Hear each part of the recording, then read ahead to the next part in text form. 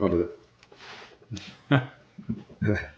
Hello, welcome to the What's Next podcast series. My name is Ben Mossman, co-founder and partner with What's Next for Financial Advisors.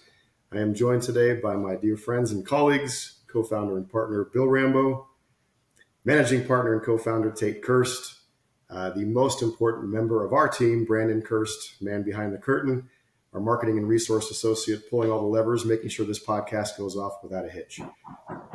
Happy to be with you here today. Introduce our guests in just a moment. Bill and Tate, welcome. How are you guys doing? Thanks, Ben. Everything's good. I wish it was getting warmer so I get on the golf course more. But Brad ordered colder weather here in Kansas City, so I'm in working today. Brad's reach goes pretty far because it's cold here in Rhode Island as well. And Brad, let's go. Take care of that, will you? You have the power.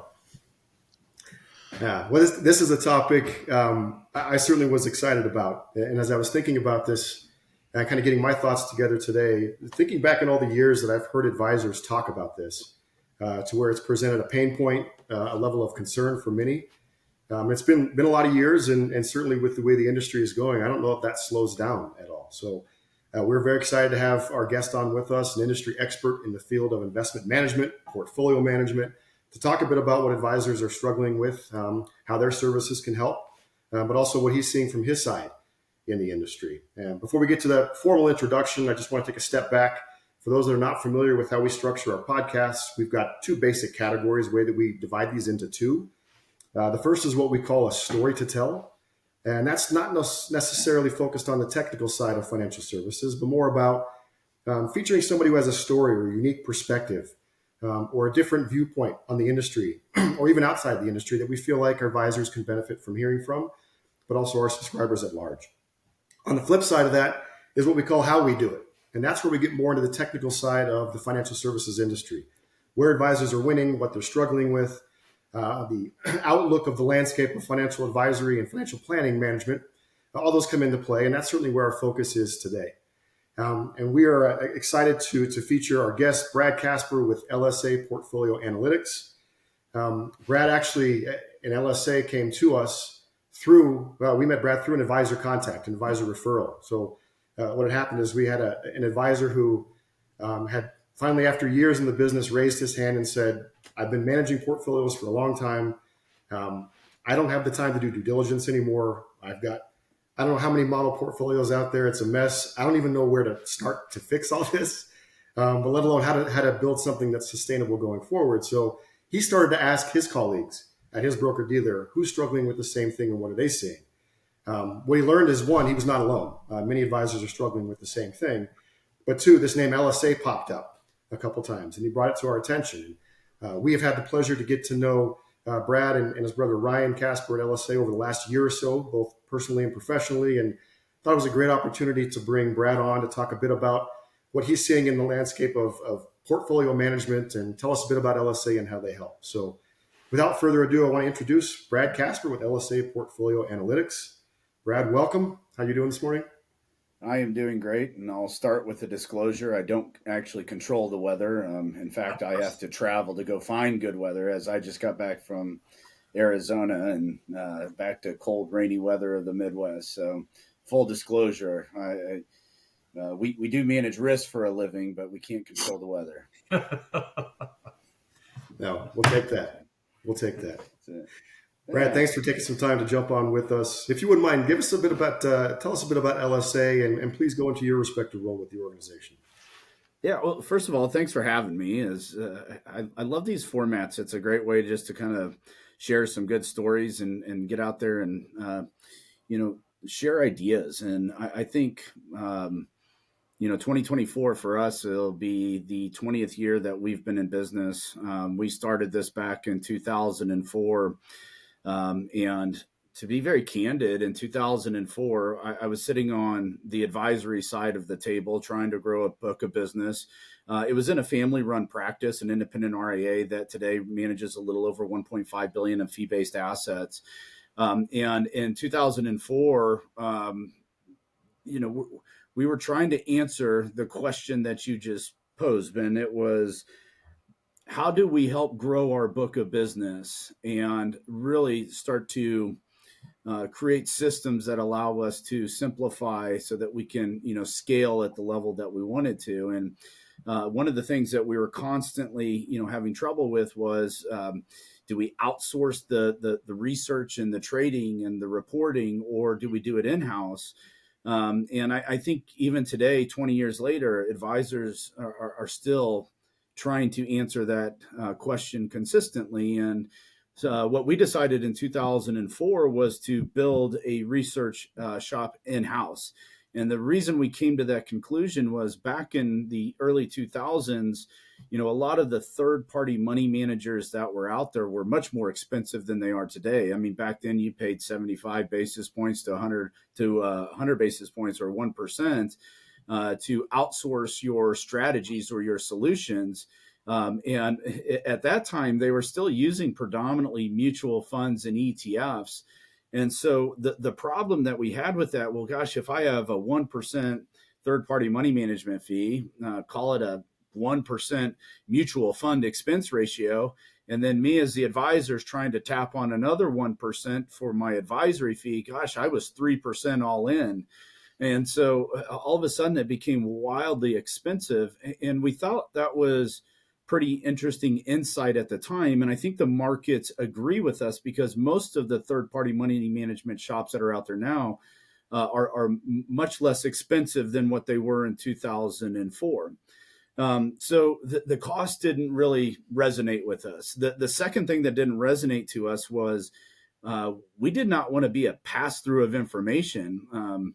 At the time, our clients, and we're in the Midwest, and I say that because in the Midwest, there's a bit of a culture. If you have a problem, it's don't send an email and wait a week. It's, hey, just give us a call, right? They're going to call you on your cell phone at any time of the day, and that's just the way that we kind of handled and worked with clients. And the worst conversation that we would have is, we'd get a call and said, hey, Brad, what's going on with the portfolio? And you have to say, well, I don't know. I have to hang up, dial the money manager that we outsourced it to, and then call the client back and try to translate everything that money manager just said. So we hated being a pass-through of information. And so those were the pain points, right? And I always try to identify what's the pain point and what are we really trying to solve for. So with the two pain points, we started to say, well, what would it take to bring this in-house? And can you actually be competitive with it? So we started literally reading books on how to write an investment policy statement. We started reading a number of different resources that said, well, if we're bringing it in-house, what do we technically need to have so that we can really build a process around a fiduciary first approach? And we'll talk more about that, I'm sure, down here in a minute, and still be competitive against what the industry experts were doing at the time. So this isn't something that we built overnight. We spent years on trying to develop who we wanted to be in the space. And what was really launched from it is what is now known as LSA. When we first did this, though, Ben, it wasn't with the idea that, hey, we want to go support hundreds of independent advisors out there. It was, we have a book of business. We need to make sure that we're servicing that book of business to the best of our ability. And so we built our process just for internal growth. And what was interesting with that is we were able to stand up a good process, a unique process. We were able to, deliver results that were equivalent, if not better, than a lot of the third-party money managers that were out there at the time. And that gave us the conviction to go out there and say, we can really bring all of this in-house, get rid of that 1% TAMP program fee that's out there. And I say that, and I want to be very clear, I'm not against third-party money managers.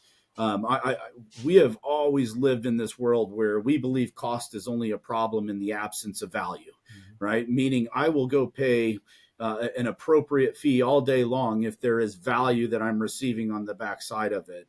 And so I just want to be clear there. I'm not here to step on toes. I think that there's a lot of great money managers that are out there. There is no ego here that thinks we're the end all be all of what independent advisors should be doing in their practice. But for what we were trying to solve for, it very much supported addressing those two key pain points.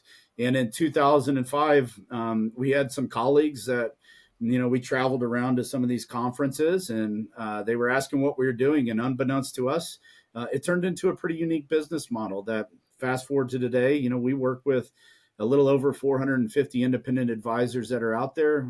We help influence, a little over 8.6 billion in assets.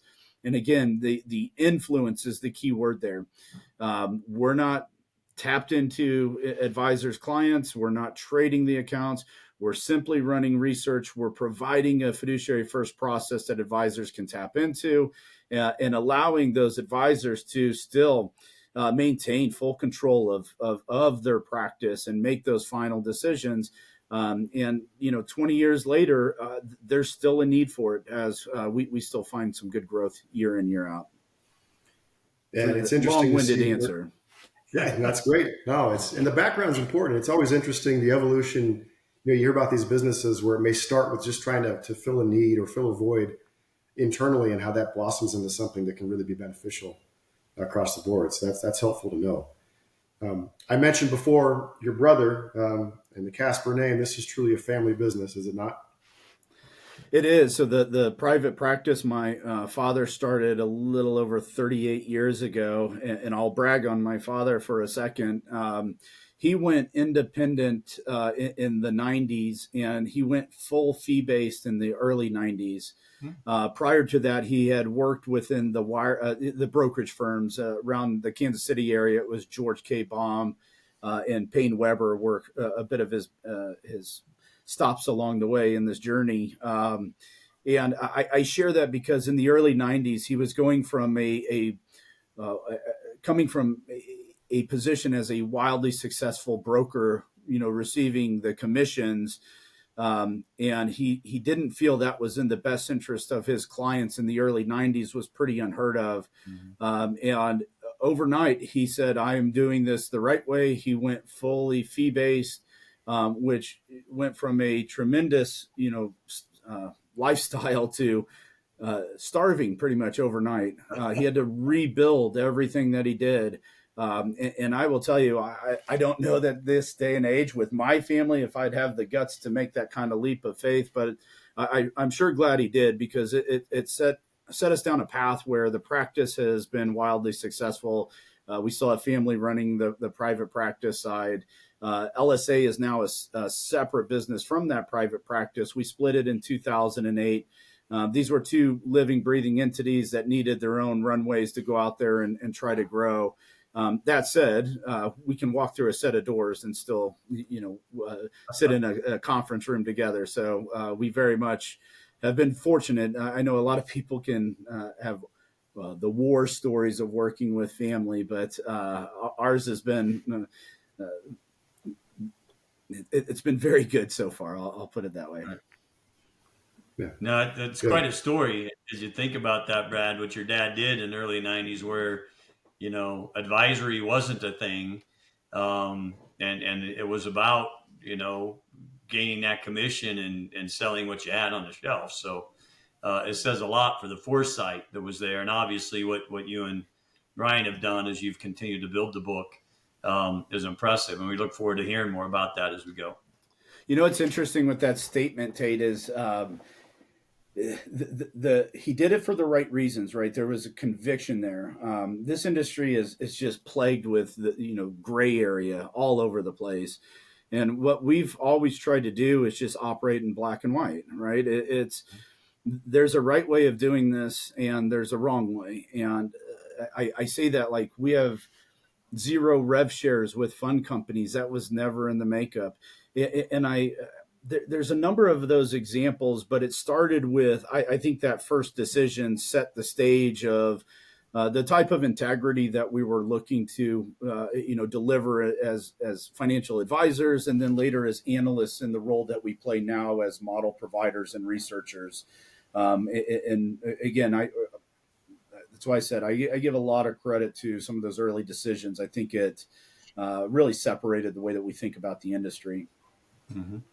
Yeah. But there's not like one, little family clash we could hear about. I mean, Brad, nothing. I mean, we could share, Tate and I butting heads all day. Well, So I'll give you some good insights here, since this is a fun podcast format. One, when you go to work for a family member, everyone thinks that they're giving you handouts. I'm pretty sure I could have made more money at McDonald's in my first couple of years. And my father was adamant about, I'm not paying you more than what you're worth. So until you show me what your value is, I'm not going to pay you for it. So those that think that we've had a rosy road in clearly have not met my father yet.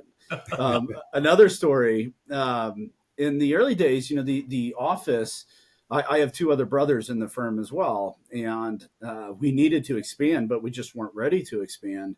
So the three of us literally worked in the biggest office room. So we each had our own wall that we faced, and then in the middle was a conference table. So he said it was he was testing our patience with each other. If we could survive the 2 years all operating in one office room, then there might be hope for this thing to have some longevity. But and I'll tell you what, those were some of my favorite days because we had so much fun in there. Plenty of stress, plenty of whining and moaning about certain things, but definitely it was outweighed by a tremendous amount of fun and joy that we had together. Yeah, and we always love hearing those stories with the family dynamics and practices. Of course, yes, it can go a couple different directions and not always rocky, but it sounds like you guys have really done it the right way as a family and found a way to coexist without sacrificing the family relationship, right? Which is great. We have, and we still get together for the holidays. So that's my that's telling. And certainly the idea of having fun with the folks you work with and enjoying the interaction with them is something that resonates very strongly with us. We're a pretty tight and fun group, and so it makes for just a nice fit between our two organizations as well, Brad. I think I've known you guys probably slightly less than a year now, and yeah, I enjoy and look forward to these calls. It's a good group. And I'll tell you, with the stress of the markets these days and just where we seem to be in the world, I often argue, the early days, the early 2000s, even though there were recessions and things going on, a lot of the fun seems to be sucked out of this industry as much as possible. So any ways that you can think about, finding the joy of what you do, because I do find it to be wildly meaningful work.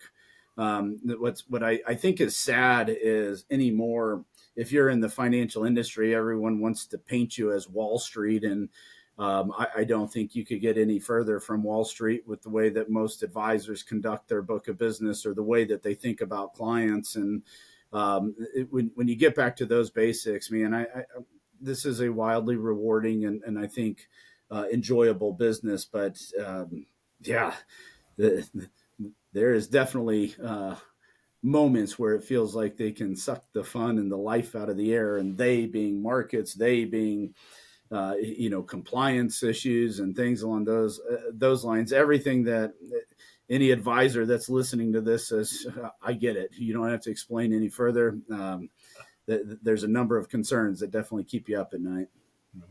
Well, we'll try to have our fun now because I certainly want to dive into a little bit on the regulation side as we get into this. So we'll make that as interesting as we possibly can. But Brad, take us a little bit deeper into LSA. What do you do? How do you do it for advisors? What does that look like? Yeah, so when we built this out, everything that we do, it's not proprietary. It's not a secret sauce. It's a process, right? I think what is hard for people to fathom is if you were to go look at the number of investments that are readily available to advisors or to individual investors, I mean, you're talking about 30,000 plus mutual funds. You're talking about an ever-growing ETF, a pool of ETFs or exchange-traded funds that are available.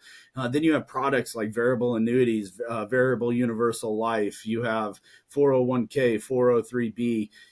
The list goes on and on and on. And when you are thinking about this business and where the role that you want to play, you have to be able to solve for how are you going to handle the investment strategy inside all of these various products. So for us, it's we take product out of it. we defined a process. It doesn't matter if it's 60 sub accounts on a variable annuity contract or 30,000 plus mutual funds. We stood up a process of how we like to search for managers, how we allocate portfolios, and then most importantly, how we monitor all of that as we go forward. So when we talk about the search side of it, we broke our process down into two different sections. We have what we call a quantitative process and a qualitative process. The quantitative process is pretty simple. And since we're in NCAA basketball season, I'll use that as my analogy. If you were to go out there and look at every statistic on every player and team and try to put your bracket together, it's the same thing that we're trying to do with some of these money managers. We have certain criteria of what we're looking for out of our money managers that we're trying to glean from a quantitative process, which is just a fancy way of saying, how do you handle statistics in your decision making? And we identify those. And again, it's not proprietary. We have an investment policy statement. We do go line by line.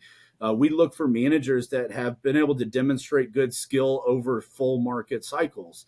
And we identify skill as those that can outperform an appropriate benchmark. And that's a very key point.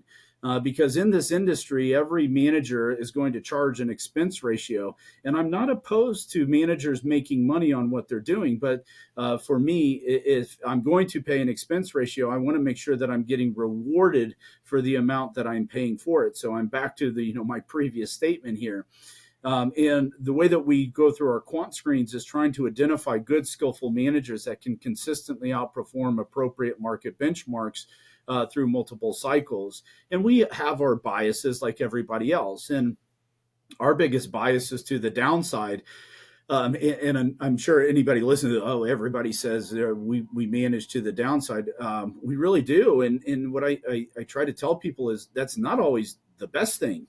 And in fact, I would argue, this last 10 years, diversity and managing the risk has probably caused you to underperform the likes of like just the S&P 500. But it doesn't mean that it's any less prudent today than it was when we originally started this process. So we managed to risk, we managed to downside protection. And when you can find some really good like-minded money managers and piece them together, I argue that you can start to generate a pretty decent team that can take you, take you the length in these types of. I'll go back to my NCAA tournament concept. Can you get to the finals? Can you get to the Final Fours? Well, it starts with being able to identify good players that you have within your lineup. The second thing we do is qualitative work, meaning here's the simple way that I put it. We contact every one of our money managers, ETF companies, and we say, have you ever been in any type of trouble? And if so, to what extent? And really what we're trying to uncover is, if we're about to, introduce a position within a model portfolio, it's going to be influenced by a pretty significant amount of flows and assets coming into it. And you better darn well know, one, how do they handle the flows coming in and coming out? And more importantly, do you trust these people that you're about to place assets with? And you can uncover some really meaningful research through a qualitative process. And all of that, it sounds, may sound simple, but these are things that we do day in and day out. Right before we jumped on this podcast, I was on with the money manager for the fixed income sleeve of Diamond Hill. We currently don't even use Diamond Hill, but we want to have good insight. We want to know and learn about these teams and these managers that are out there.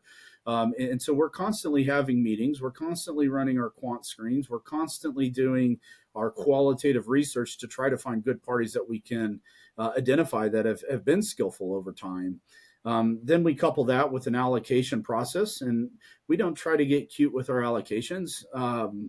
We run what's called a Black Litterman modeling platform, which is a way to generate a strategic allocation.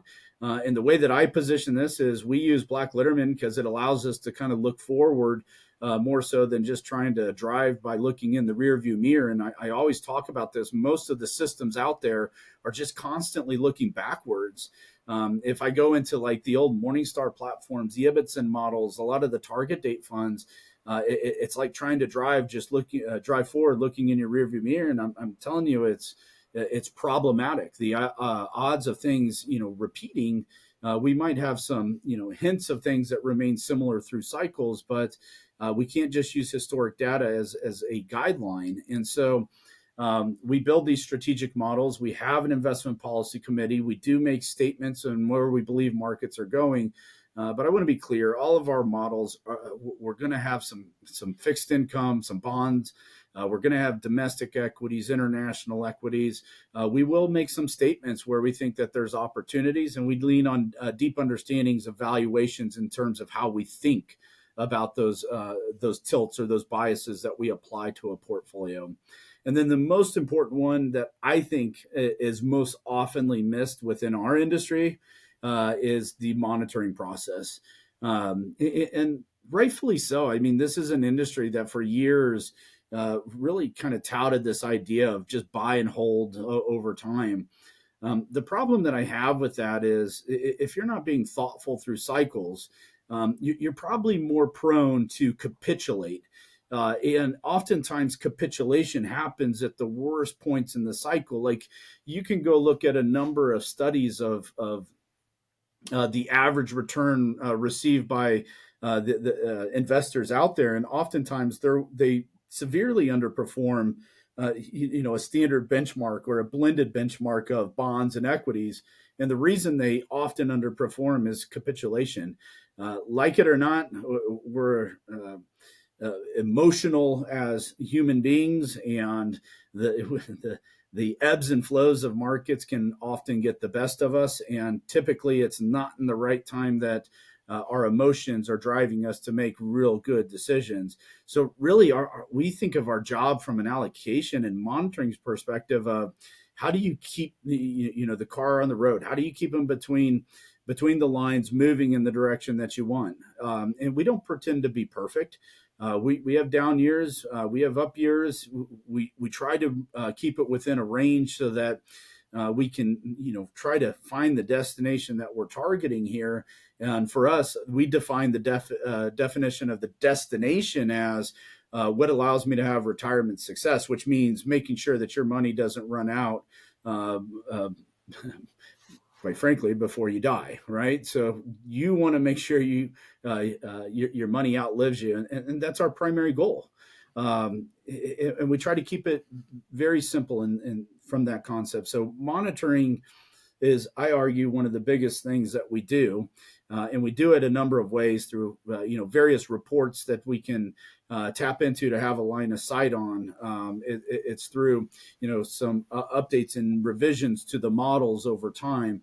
It's market commentary. It's having an idea of how market conditions are being addressed in the thoughts of the way that you're investing. Yeah.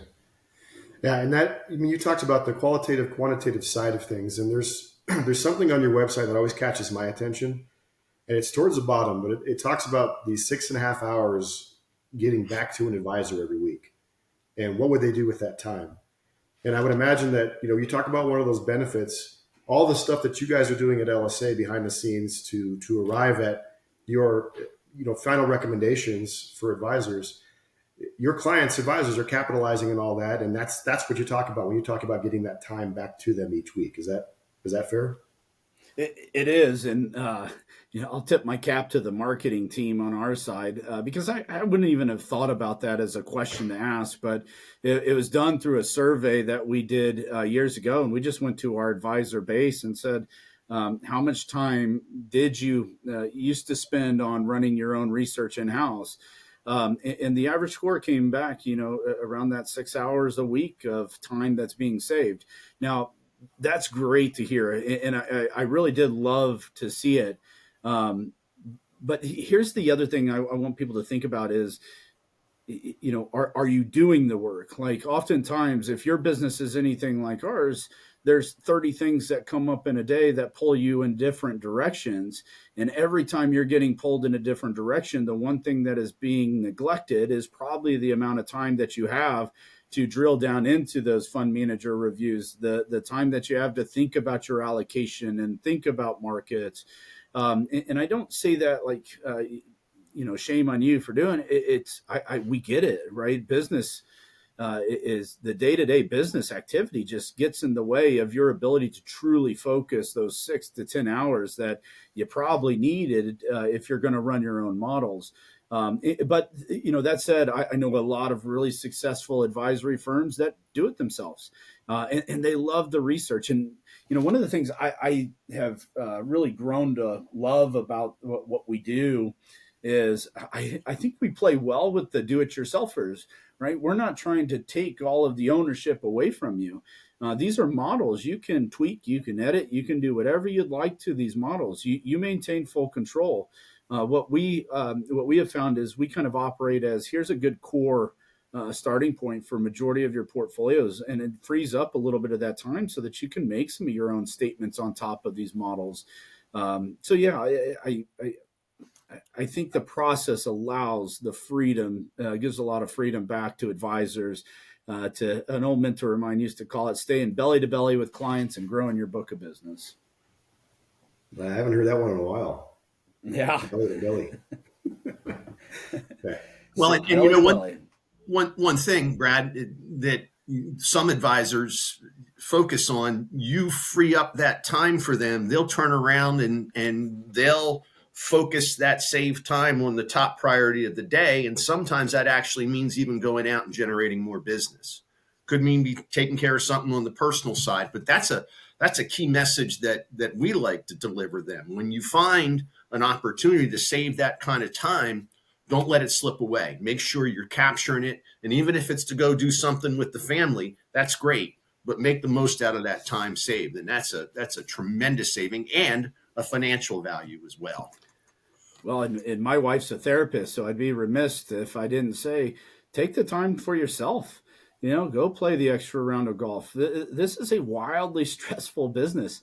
And I say that, and I'm probably the most guilty because I never do take the time for myself. But literally, I think that there is real value in making sure that you're taking care of yourself. And the more you do that, the better you can help your own clients. So. Well, now, and when you and your wife are having these types of conversations, does she normally require you to lie down, or? Well, I tell everyone I had to marry her because I couldn't afford my therapy bills anymore. So, nice. So. Well, I'm still trying to get over the fact that when I started in business, there was like 6,000 mutual funds, and now there's 30,000. When Bill started, they were still writing them on a stone with a chisel. That's how the prospectuses went out back then. Right? I remember the first time I was introduced to mutual funds to sale. There were 3: stock, bond, and balance. That was it. That was it.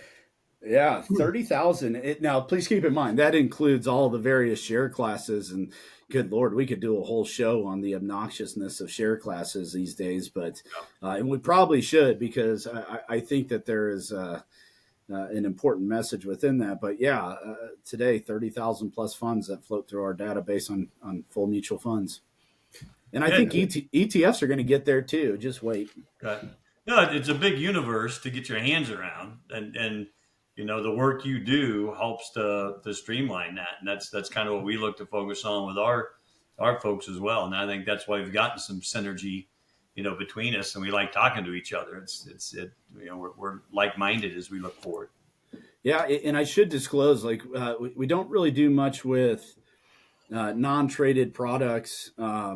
It's not that we don't research them and kind of share some ideas from time to time, but we really deal in assets that are daily liquid, easy to transact within, and it doesn't discount some of those other products. So the non-traded, we don't do much with the closed-end fund universe. We don't, do anything with the UITs. Doesn't mean that we can't help, again, with the line of sight, but the way that we built these models is so that the advisor could go out there and transact on a daily basis. And again, it seems like every advisor that's been at this long enough has probably had some war story with something that was illiquid. And man, that's if you've ever had that story, you won't go back to it. So, yeah, it's true. And we've talked about this, 6,000 to 30,000, whatever the true number is. Fact of the matter is, and Brad, you alluded to it, it's just getting bigger and bigger. It's not slowing down.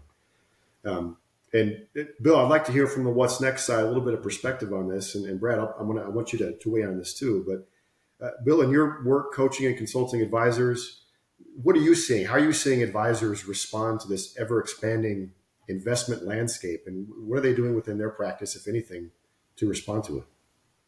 Well, I think they're growing more and more frustrated because of all the information that's coming at them, all the options that are coming at them, and it's they don't have the time to embrace them all, so they tend to get tunnel vision in terms of what they do.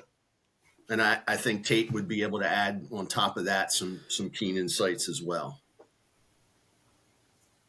Yeah, I think the advisors can get in ruts, and especially when it comes to their asset management or even running a daily part of their business, they keep doing it that way because that's the way they've always done it. And Brad, that's why I like the story as you came on. You were always looking for a better way to do it, and it doesn't appear that you get stuck in a rut a lot, right? You're always looking for what's out there and keeping your head up.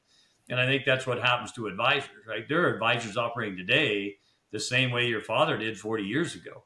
And the landscape and the business dynamic has changed drastically since then. And so if you're operating that way, you're probably underserving your clients, if not even worse than that, because you're not paying attention to the world and iterating with what's going on. When I started in this business, the guy that hired me was still keeping a ledger every day of all the transactions, what came in and what went out by fund to the penny. And it was amazing to me. And I said, look, it's on your computer every day. It tells you. But they did it because that's the way they had always done it. And every now and then, about every 5 years, they may find a slight error. But, I think, Bill, to your point, advisors need to utilize their time and look at what's coming. And we try to help them with that. And I think that's what LSA and, with their approach and philosophy can help with as well. Yeah. If I could add, one of the things I find, we talk about markets being efficient, right? And from a pricing mechanism.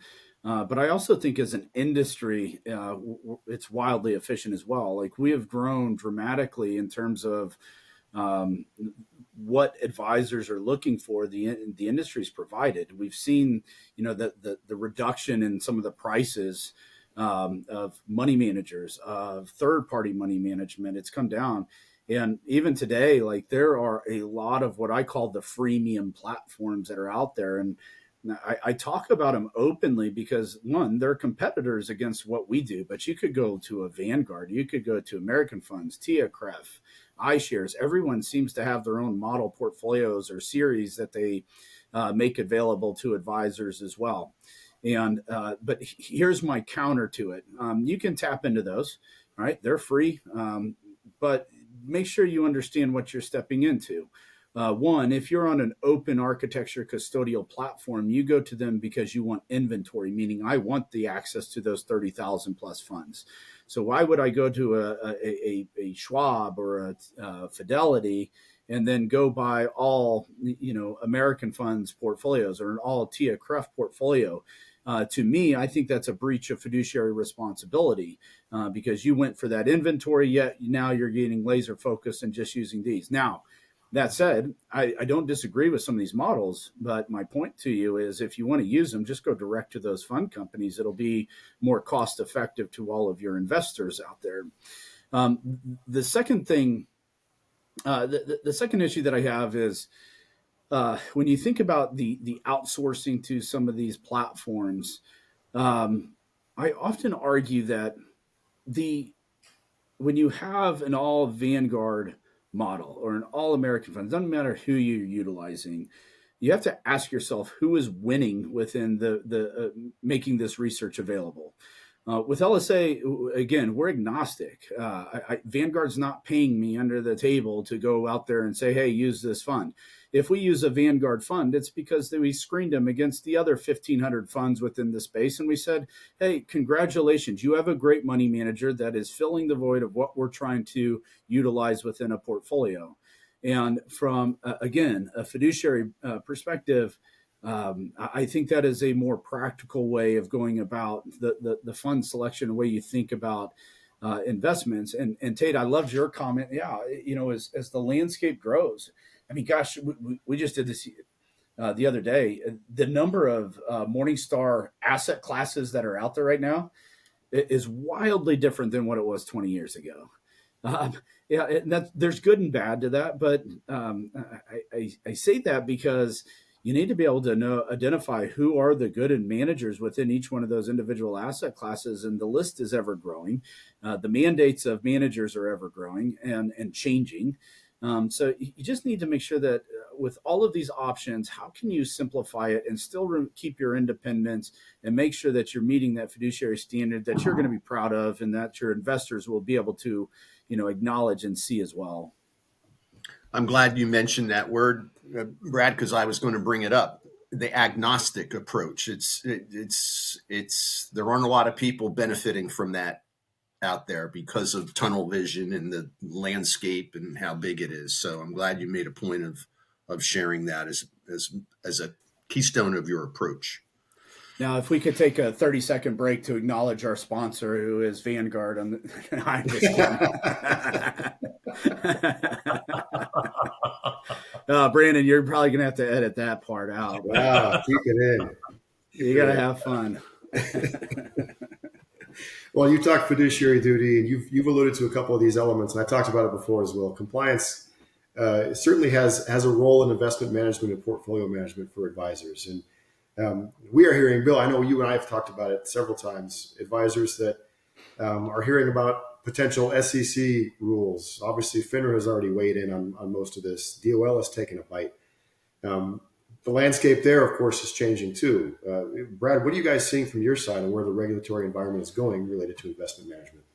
So the best I can give you is when we started LSA in 2004, there was a series of 2 different reports that we ran on a monthly basis.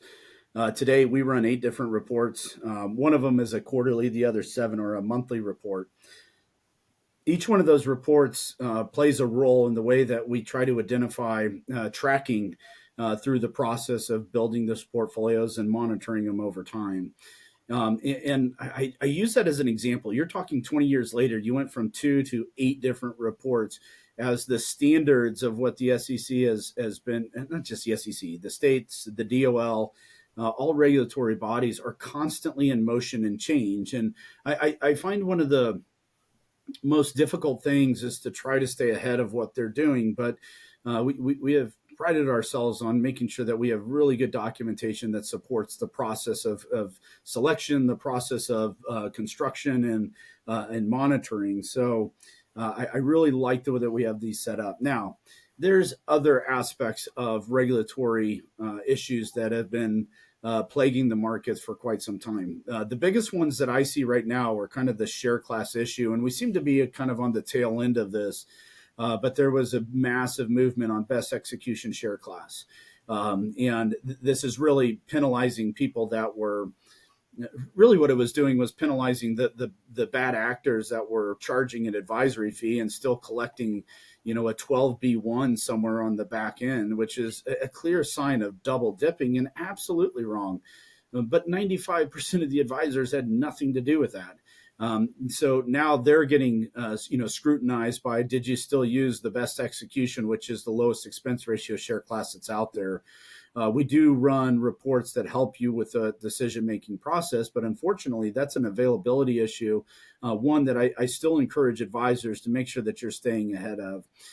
Outside of that, most of the other changes from a regulatory perspective is just more along the lines of suitability and disclosures. How are you, introducing strategies? How are you representing yourself? And I can't point to a single, a single law there that is that comes to mind because they're constantly changing. And what becomes kind of obnoxious is they seem to change from one administration to the next. And I don't want to get into a whole political debate, but we see these things come and go. So the best thing that I can, share with advisors, one, make sure that you have a really good compliance team, one that gets who you are and how you operate. And two, make sure that you're doing the hard work behind the scenes of documentation. Documentation for us has gone a long, long way. Being thoughtful in terms of what these changes and how they are going to be represented could impact your business to stay ahead of those trends will help out tremendously. But I can't give you one example. If I do, this video will be out of date within 3 weeks. So, yeah.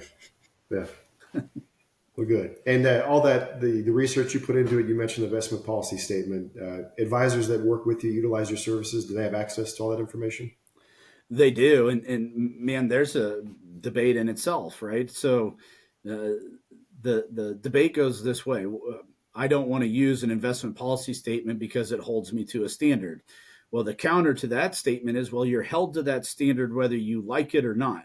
So you can either identify what that standard is and try to live by it, or you can, avoid the IPS and then try to, defend what you're doing behind the scenes as meeting that standard that has no definition. So yeah, these are tools that advisors still have the ability or flexibility if they want to use them or not.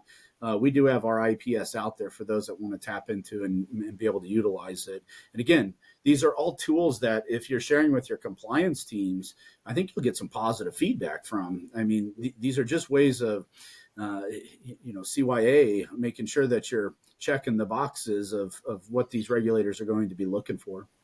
Yeah, good.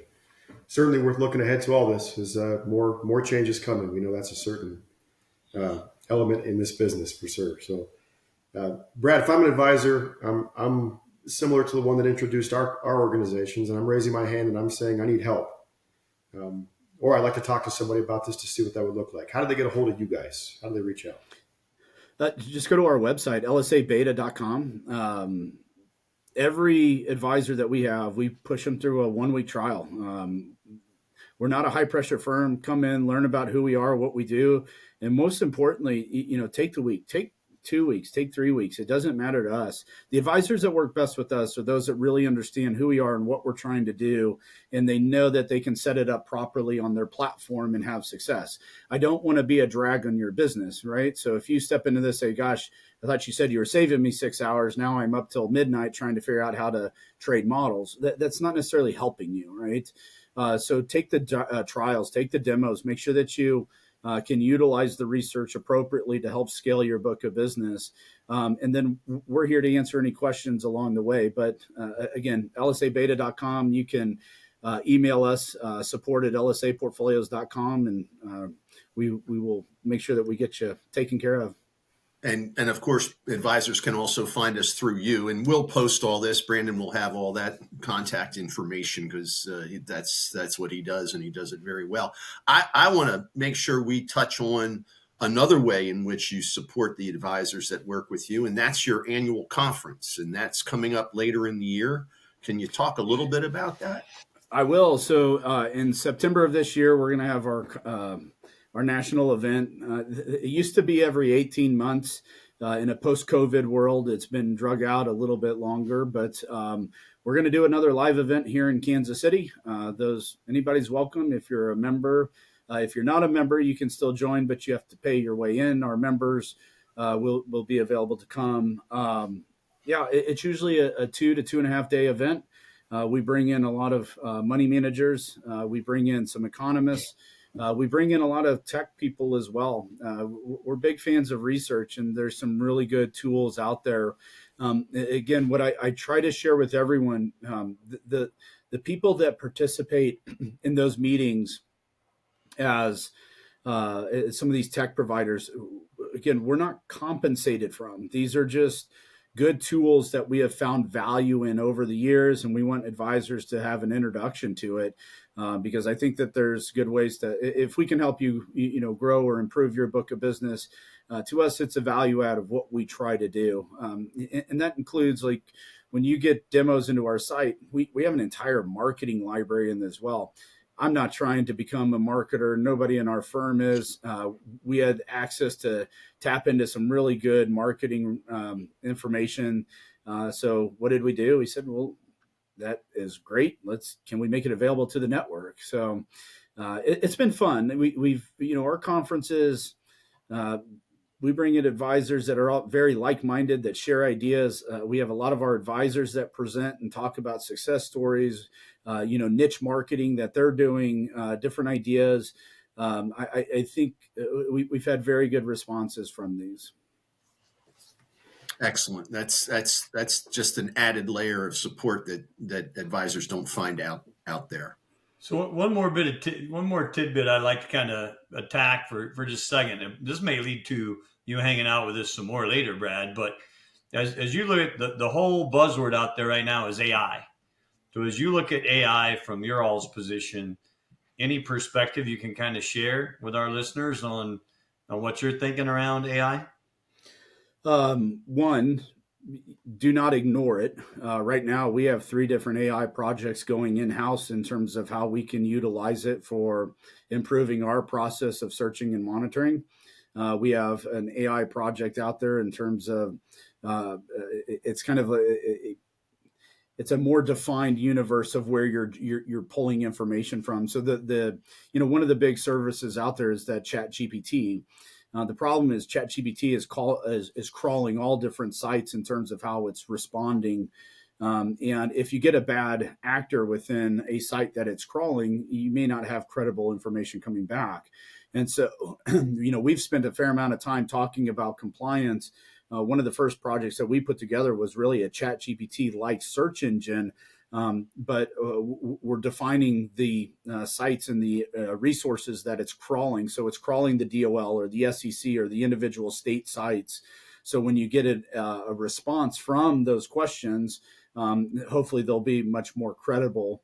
And then, we do it for content creation as well. I'm telling you, AI is wildly powerful. There's a massive market that is going to come from it. I be careful from an investment perspective, because I think a lot of that optimism has been priced in.